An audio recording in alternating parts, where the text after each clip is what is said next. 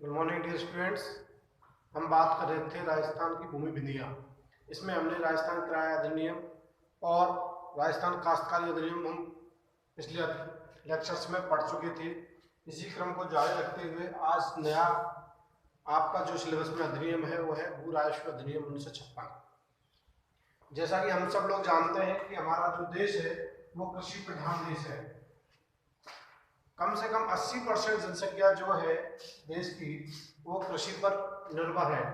यदि कृषि की प्रमुखता है हमारे देश में तो इससे संबंधित जो नियम, अधिनियम, शक्तियां, ग्राम सेवकों की, भू राजस्व न्यायालय, राजस्व अधिकारियां, कर्तव्य, भू अभिलेखों की तैयारी, उसे रखे जाने वाले राजस्व एवं लगान से संपदाओं के विभाजन, राजस्व संग्रहण और अन्य मामलों से संबंधित विधि को समेकित और संशोधित करने के लिए यह अधिनियम पारित किया गया।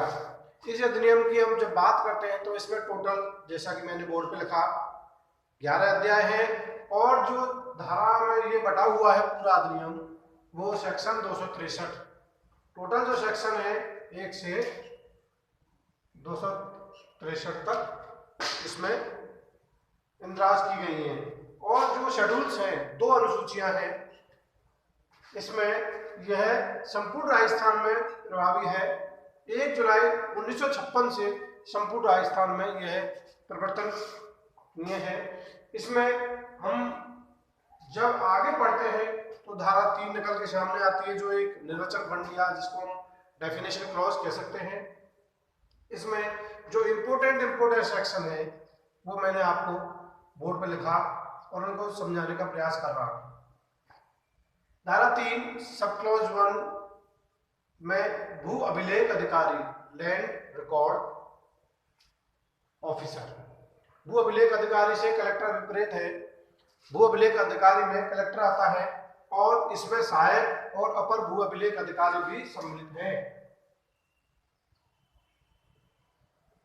इसमें सहायक और अपर दोनों सम्मिलित हैं। इसी क्रम में यदि हम आगे की बात करते हैं तो धारा 3(1) के सब क्लॉज बी में नजूल भूमि, जो एक इम्पोर्टेंट सेक्शन है, कभी कभी क्वेश्चन इसमें शॉर्ट नोट पे आ जाता है कि नजूल भूमि से क्या तात्पर्य है। तो नजूल भूमि ऐसी आबादी भूमि है, मतलब आबादी भूमि से सम्मिलित है, जो किसी नगर पालिका, पंचायत सर्किल, गांव, कस्बे या नगर की सीमाओं के भीतर है।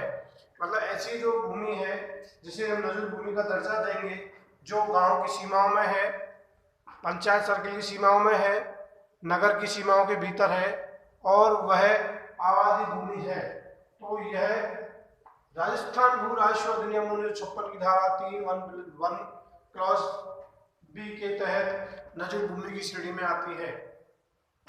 आगे इसी क्रम में जब हम बात करते हैं तो धारा 3 का सब क्लॉज 5 गांव को परिभाषित करता है। कहा गया है कि ऐसा भूभाग जिसे गांव के रूप में मान्यता दे दी गई है, ऐसा कोई भूभाग जिसे गांव के रूप में मान्यता दे दी गई है या जिसे गांव के रूप में अभिलेखित कर लिया गया है। समझ में आई?